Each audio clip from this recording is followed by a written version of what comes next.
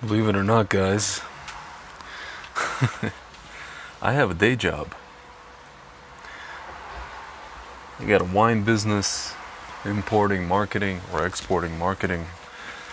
I do some dabbling in the stock market. I do some dabbling in cryptocurrencies for myself and for I guess you can call them clients. But, in my line of work, which is, I guess, is this, which is not even like work, it's just a labor of love. I get a lot of, a lot of people send me, there's a lot of not so pleasant things. There's either stuff like, there's either censorship or there's just attacks. But my friends, I will tell you, every once in a while, I get a lot of messages, a lot of comments. People send a lot of positive things. Just, kind of one sentence. Not to say that I discount any of those things, and I'm grateful for all of those messages. And I'm. You don't understand, guys. It gives me a lot of encouragement to keep going. Baruch Hashem. With that said, every once in a while, maybe I would say once a year, maybe once every 2 years, I don't know how long I've been doing this, I get an email from someone or a private message. In this particular case, it was an email that basically, it illustrates the point, the Talmud talks about, you save one life, you save the whole world. Or in this particular case, you save one neshama, you save the whole world. Right? So, tonight I got an email from this guy. It's interesting, he lives in the States. He's a teacher.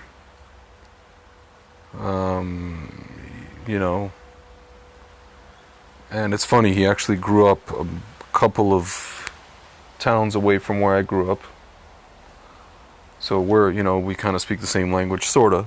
Even though I didn't grow up like he did, but we understand each other, I guess you could say. East Coast guys, Northeast guys, New York area guys. So I'm going to read to you guys the email that he sent me.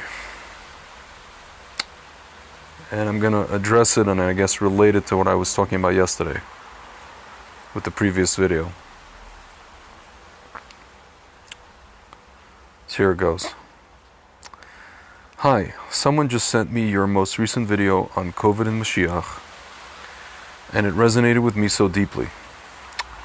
While I agree with you that labels aren't worth much, just for a frame of reference, I am an Orthodox Jew in the YU world, the Yeshiva University world, like modern Orthodox, let's say, who has always been a deep thinker and felt out of step with the mainstream, even and especially within the Frum community. And now, since COVID, I've been really struggling on many levels. Your video, and I plan to watch more of them, really spoke to me. Is there any way that we can be able to speak on the phone or WhatsApp? It's hard to find like-minded people, and I'm really craving to have a real, genuine, deep conversation with someone who's looking at the bigger picture. I work at an extremely liberal yeshiva high school. While I love teaching Torah and get tremendous sipuka nefesh, I guess like pleasure of the soul, from teaching students who are such special yidden, being in such an environment with colleagues who are thinking on a different plane is difficult.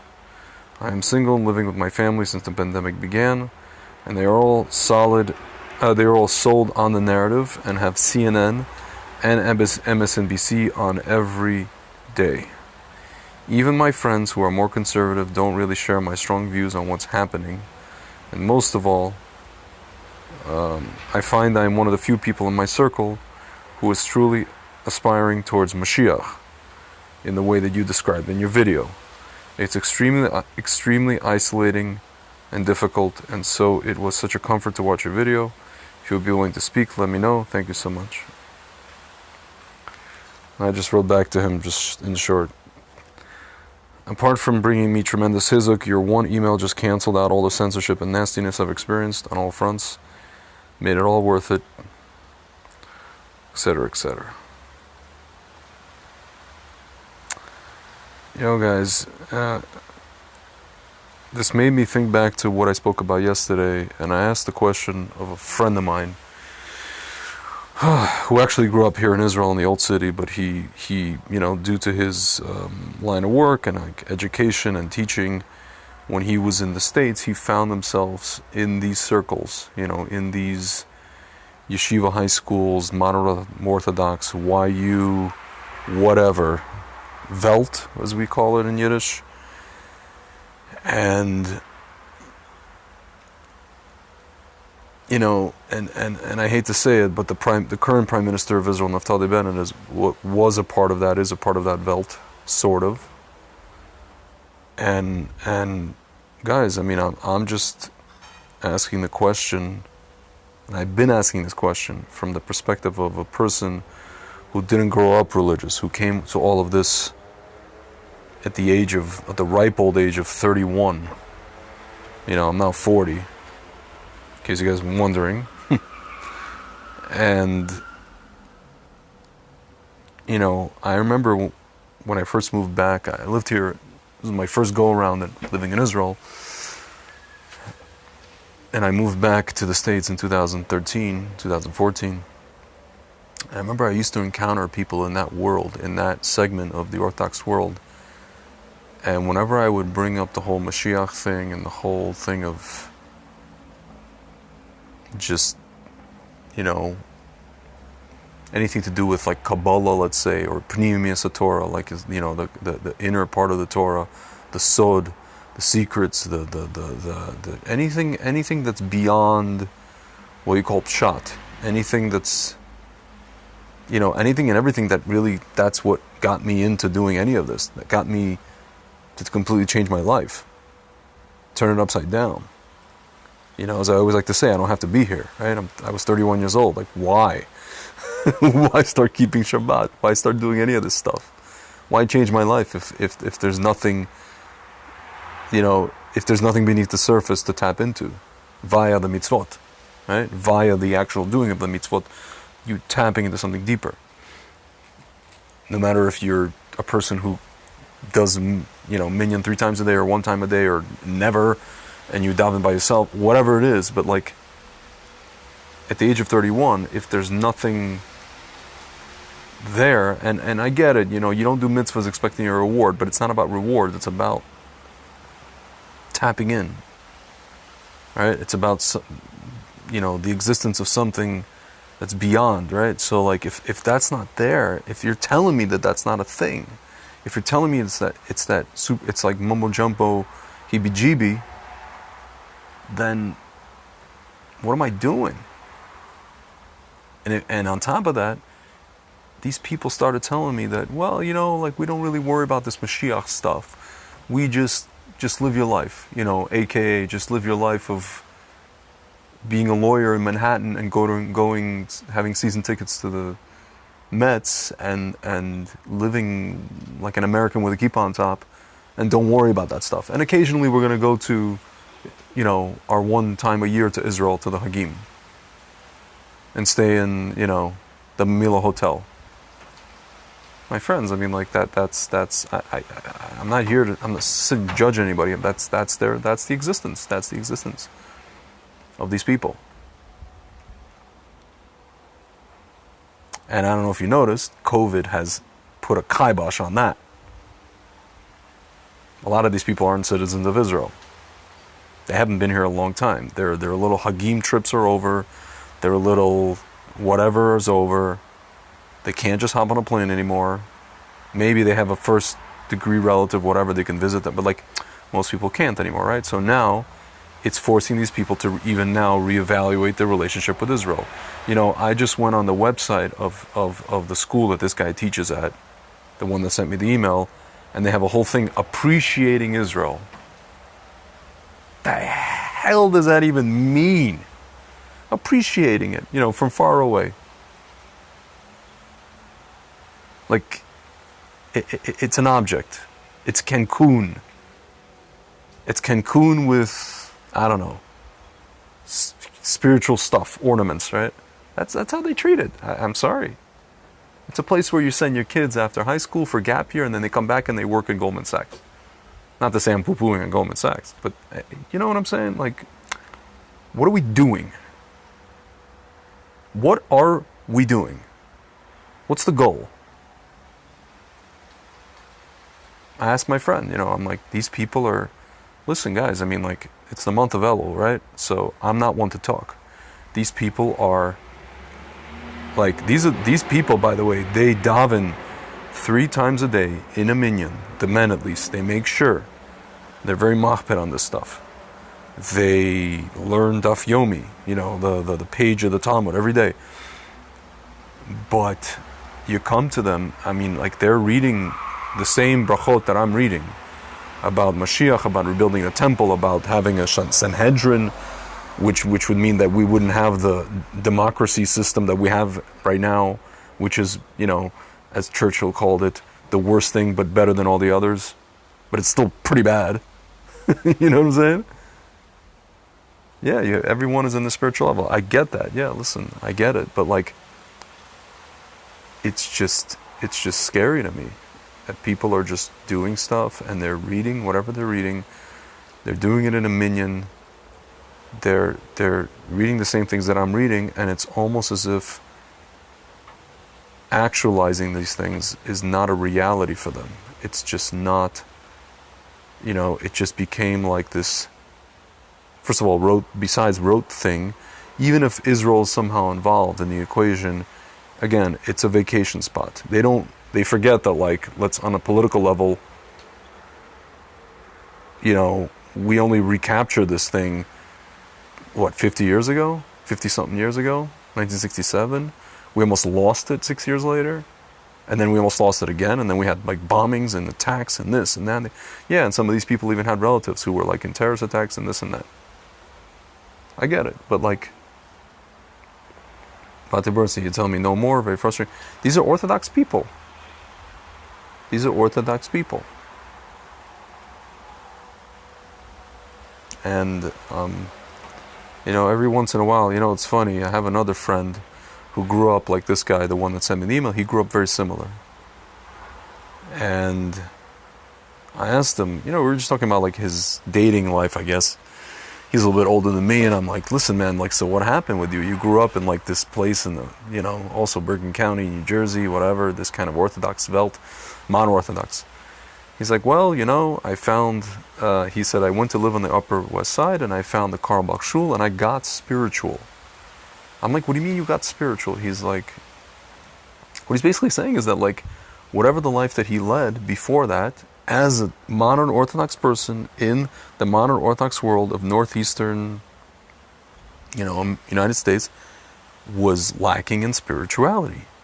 And now he's like this, I call it corporate Carlebach. The guy's a professional. He works in the, let's say, medical field, like, whatever, med tech, but he's like kind of semi-hippy dippy a little bit, just in a good way, not in a too much, And I'm thinking to myself, like, every once in a while you get these people who are kind of like, they break the mold of the society they grew up in.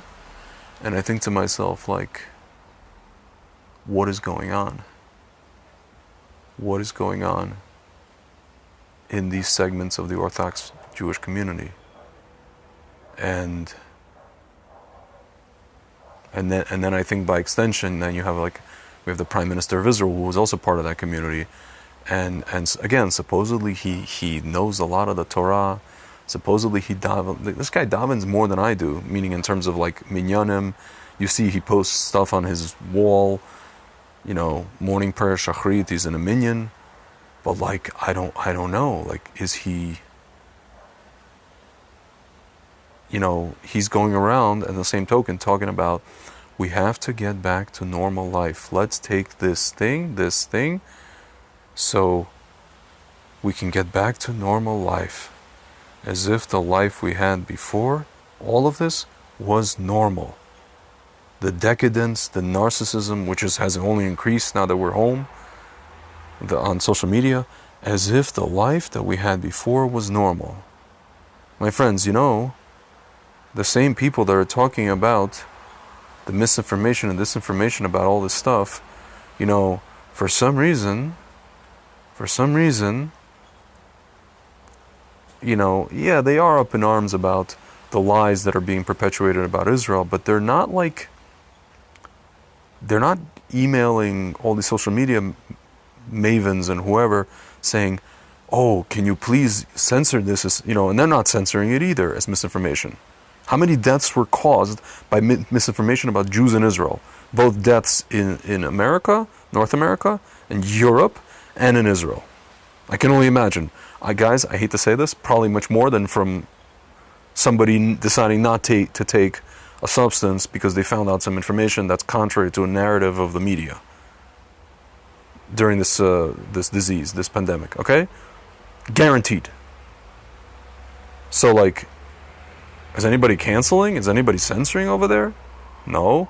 We have, like, a hasbara. We have to go out as an army to, like, answer these people. Nobody's censoring them. And you know what? Good. It's good that nobody's censoring because, you know, now we have the conversation. Just like you have to have a conversation about medicine, about different opinions, right? You go to doctors, you get different opinions. You get a second opinion, you get a third opinion. For some damn reason, here, zero. There's one opinion, there's one God, one deity, somebody they've deified, a guy. His name is Mousy. Okay, he kind of looks like a mouse, like a rat. And that's it. As we say in Brooklyn, word is bond. You know what I'm saying? A guy says something and you're like, yo, word is bond, son. Like, this guy says it and that's like, that's it. That's the way it goes. What are you talking about? There's this opinion, there's that opinion. People who also have about as much experience as the other guy with expertise and schooling and also 5 bazillion degrees on their wall who say otherwise. Or maybe who say half the things the same and the other half, well, maybe not. Maybe nuance, maybe this, maybe that. Not catch-all solution for the whole world, which clearly is not the game. It doesn't work and it's never worked. It's stupid, it's mishigas, it's psychosis. And then to vilify people who disagree. Like, what?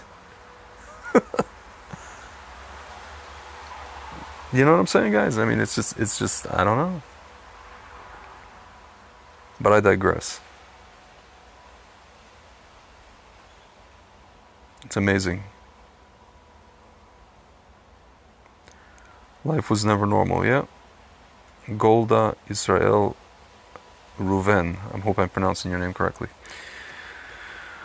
I don't think I'm wasting my time.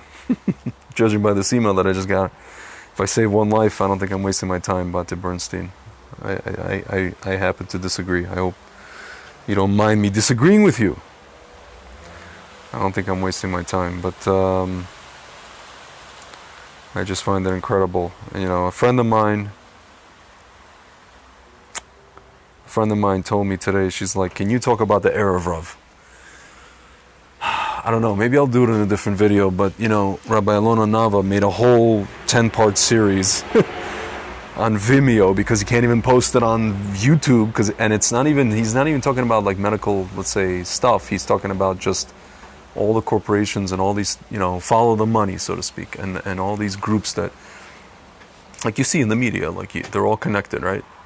And they all dominate the media, and they all, you know, you're fighting, like, this giant monstrosity of propaganda, you know. I'll tell you that as a former Soviet citizen, right? But you know, just know, guys, I mean, like, everything you're seeing today, you know, I came up with a term for it. I call it Pravda-ganda. Pravda was a newspaper in the Soviet Union. It literally, the word literally means truth.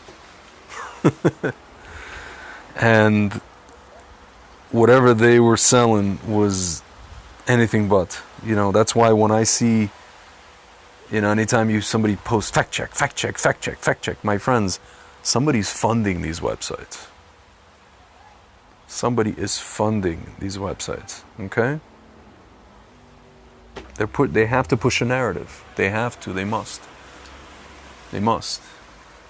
And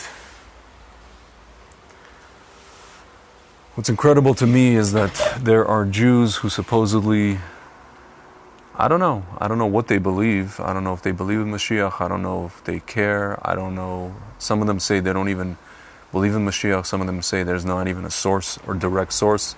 You know, everything that we talk about is extrapolated from, you know, books of prophets and, you know, Maimonides and this and that and the other. It's all extrapolations. It's all derivations, right? It's not direct language. My friends, I mean, like,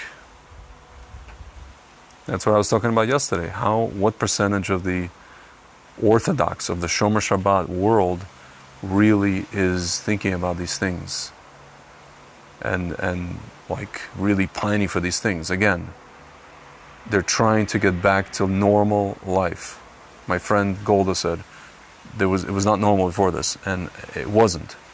What are they trying to recapture? What are they trying to get back to? What is it? They want to get to a world where, you know, everything on the surface seems fine, but everything beneath the surface is people like lying and cheating and stealing and, you know, lying to your face. In Israel, at least, if they steal from you, they do it in the open. You know what's going on. They don't have enough customer service to give you a smile, you know. But in the States, they'll steal from you and smile at you. And then, if you know, once in a while you'll catch them in the act, and they'll say, "Oh, sir, we're so sorry. We'll give you a refund right away." Ta ta ta ta ta ta ta. You know, if you fight them long and hard enough, you know, and you basically say, or you say the magic words, "Okay, I'm calling my lawyer." That's you know, I'll sue. Here in Israel, it's like, Azma, so what? Thank you, click. Gotta tell you a quick story, you know, like, I'm sitting here, right, I'm talking to you guys, and I'm using my phone, my 4G, right? This whole neighborhood, for some damn reason, the Wi-Fi is down. It's not down, it's just very, very slow. There's something going on. Apparently, so somebody called Hot, the cable company, Hot Internet, and they concluded that there's an issue, there's a wire that's like, instead of being underground, it's above ground. It's like an old wire or something. And so when we first called them, they're like, it is a problem on your end. Maybe something in your house, maybe something in your wall, maybe something in this, maybe something. You know, they automatically blame the customer, blame the victim. And at some point, we're just like, excuse me, we're all on a WhatsApp group of the neighborhood. There's like 13 or 15 people saying the same thing.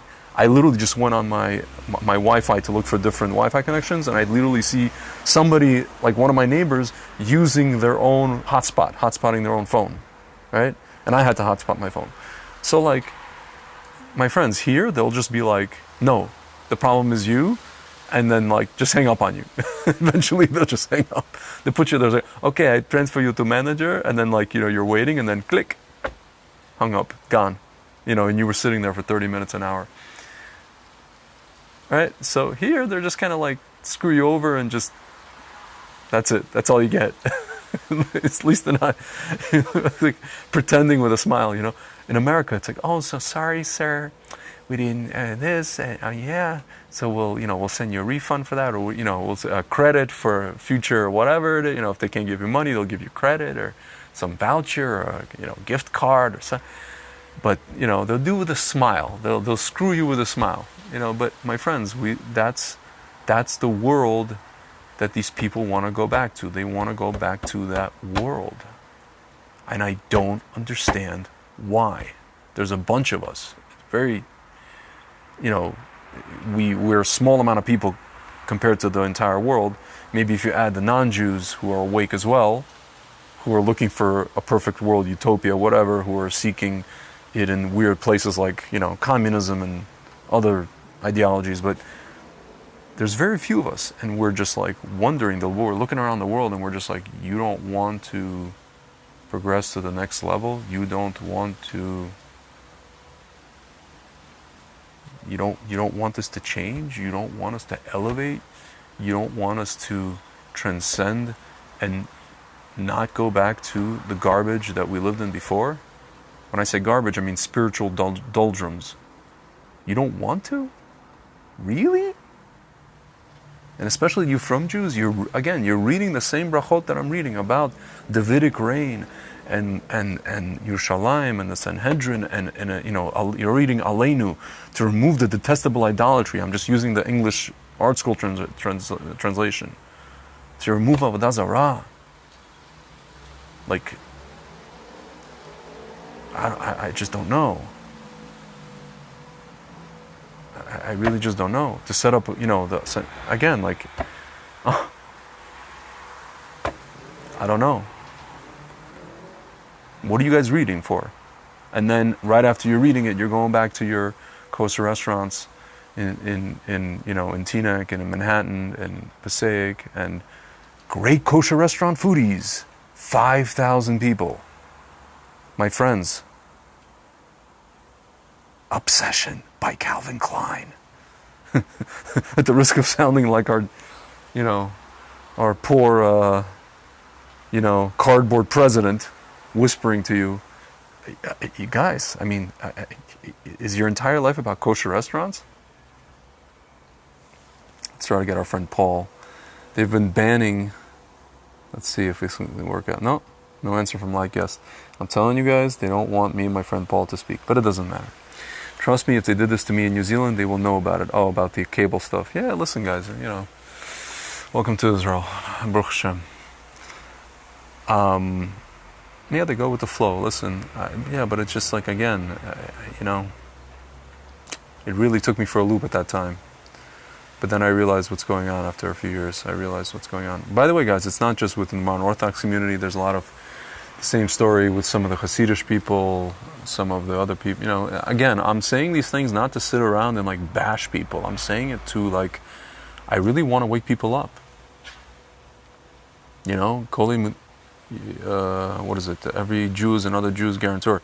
Kol Yedim Arvim Zelazeh, right? So you may say, well, hey Tzvi, you don't daven in a minyan every day. You don't even learn Daf Yomi every day. Come on, get your crap together. Like, who are you to say that? My friends, but like, there's a goal here. There's a goal. There's a consciousness. There's a consciousness that we're heading towards, and it's just not. I'm not seeing it. I'm really not seeing it, and it's scary. It's like, I don't know. And our friend Paul is saying, I'm trying both my computer and phone, nothing. Yeah, I don't know, man. It's a mystery. If they don't recognize Hashem and His power, you can't. Yeah, listen. I don't know that they don't recognize Hashem and His power. If they didn't at all, they wouldn't be doing any of this stuff. But I don't know. It just seems like there's a roteness. Rote. Everything became rote.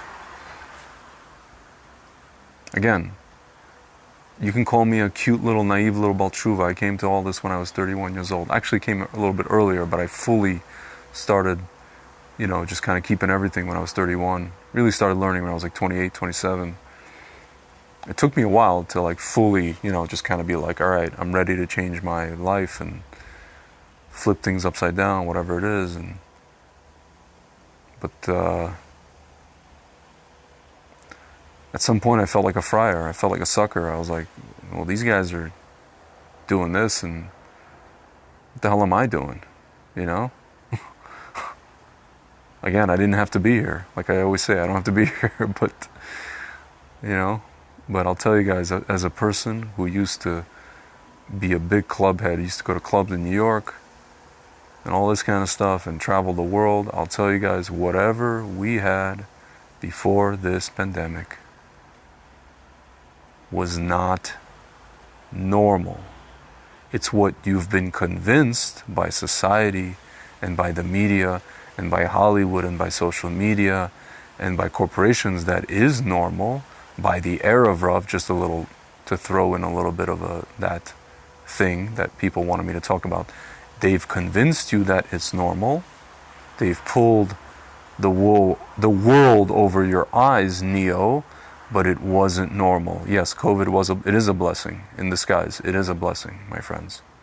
It is a blessing. Yes, in the long run, it's a blessing. My friends, I'm telling you, and I'm not going to go into too much detail, but I'll just tell you like this. I read a very a very, very long PDF today, which kind of like made me feel sad. Just when you look into the details, the PDF was put out by Johns Hopkins University. It was actually put out in 2017, and it spoke of a pandemic, like a fictional pandemic. The pandemic was really supposed to start not in 2020, but in 2025. I'll post the link later. And basically the pandemic, according to these people, according to these specifications, is supposed to last about 3 years. The whole kind of process. Political, social, whatever it is.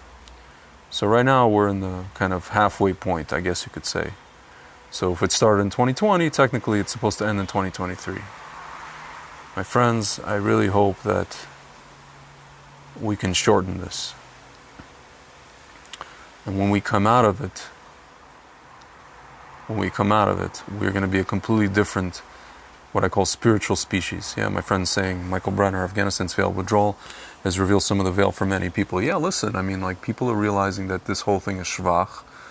Not only that, my friends, here's a secret. Most of the opiates, painkillers came from Afghanistan. And now they're done with that, and now they moved on to this substance they're trying to push down our throats, right? And now the FDA just passed it, and guess who is at the helm of the FDA, who they brought back from, so to speak, retirement? This woman by the name of Woodcock. Who is this woman? She was responsible for pushing through, approving, in its heyday, the two biggest, the most addictive drugs on the market. One is called OxyContin, of Rush Limbaugh fame, and the other one is called fentanyl, my friends. So now that this woman is done with painkillers, she has moved on to this substance. She is the Tony Montana, or the, I don't know, Pablo Escobar of these particular things. Since last week, my friend in New Zealand is locked down here now. New Zealand, they say, will be locked down until Friday, but how about that? Yeah, you guys had one death and you're locking down the whole country of New Zealand. It's, talk about Flight of the Conchords. Yeah, true as a personal matter. Yeah, but Zat Hashem, listen. Crazy I couldn't do it, so let's do it through chat. Let's see. Nope. Not letting me. Yeah, this is personal. It's not me, it's stupid government. Yeah, of course, listen, it's governments. I always tell people, I was talking about yesterday about people who work in particular corporation, or certain corporations. So my father was like, so you're telling me that people who work at this such and such corporation don't believe in Mashiach? I said, it got nothing to do with the people. It has to do with systems. And if you believe in systems and you worship systems and you're encumbered in a system and you can't, and you're fighting to protect it, then, there's a problem here. Question and answers. I'll find links for you. My friends,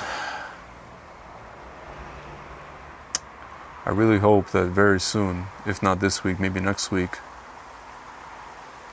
we're going to wake up. Last week I was talking to a friend of mine, also he kind of grew up traditional. He's Sephardi.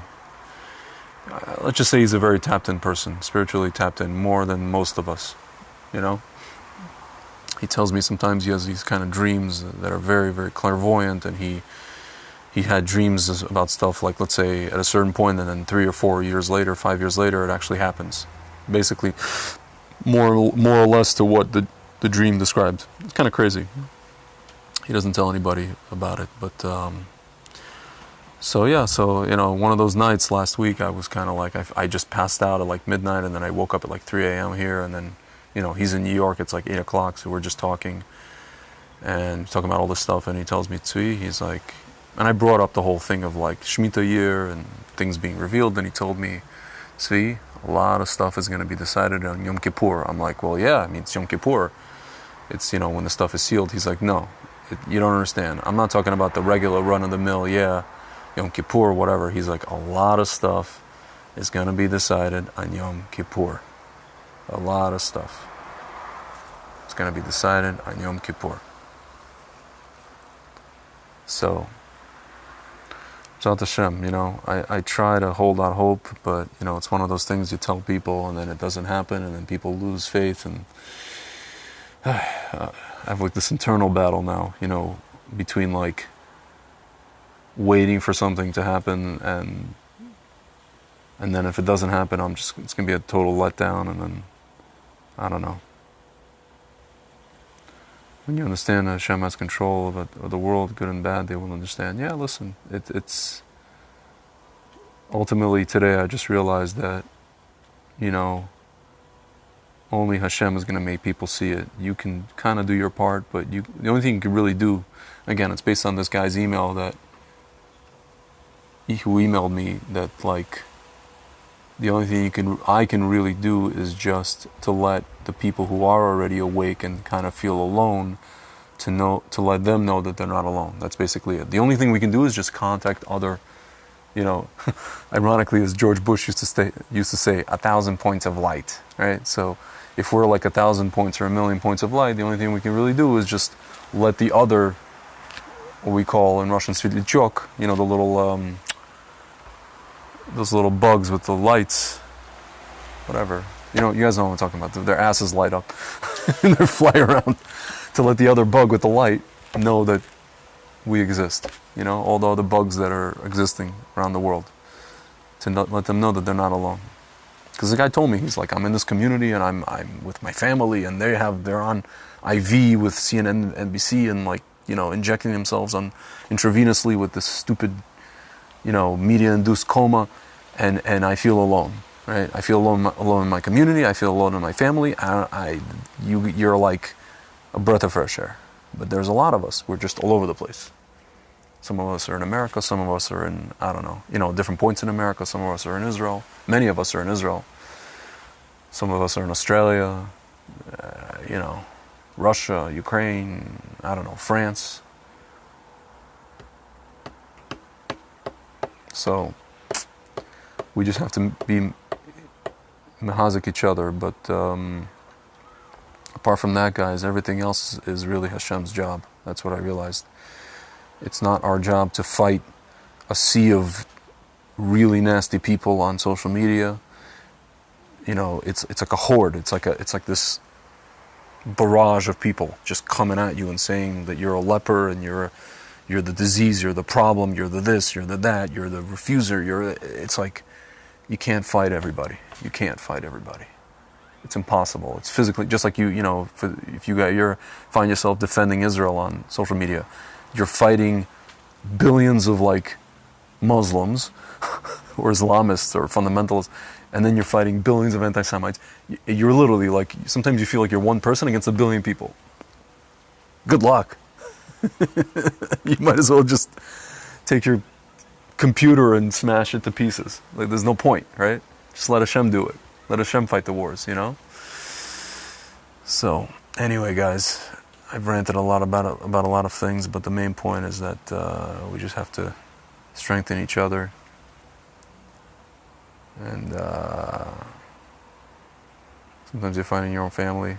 Listen, Baruch Hashem, I'm thankful every day that at the very least, my parents are former Soviet citizens, former refuseniks in a different way, not refuseniks of this thing, but refuseniks. They fought, they were interrogated by the KGB. They were lied to in their face. They had to read total BS propaganda every day. They know exactly what they see when they see it. They're seeing it now. We try to kind of give it over to other family members piecemeal, little by little. Sometimes it works, sometimes it doesn't. But Baruch Hashem, I know I'm not alone in this particular case. Not only am I not alone, I got a nice, healthy dose since I'm a kid of kind of what to look for. Even though I was a kid when we left Soviet Union, so I didn't really experience it firsthand. I had a happy childhood, but my parents did, and I understand what they said. And they gave me examples, and they have a frame of reference. And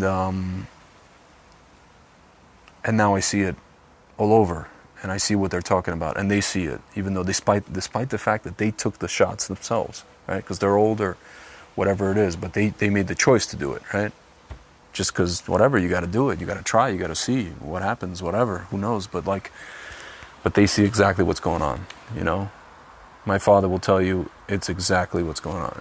My mother was like, you know, these governments are going to clamp down, they're going to take away the freedoms, whether it's Israel or America. Israel is like more so, but in America it's in a different way, but also more, kind of equally as bad. So it's like they see right through it. As former Soviet citizens and former refuseniks, former dissidents, they see right through it. You cannot pull the wool over anybody's eyes. And you know, these are people who are not, like my father, believe, you know, is more connected, so to speak, but spiritually, but like, they see it. Baruch Hashem, they see it.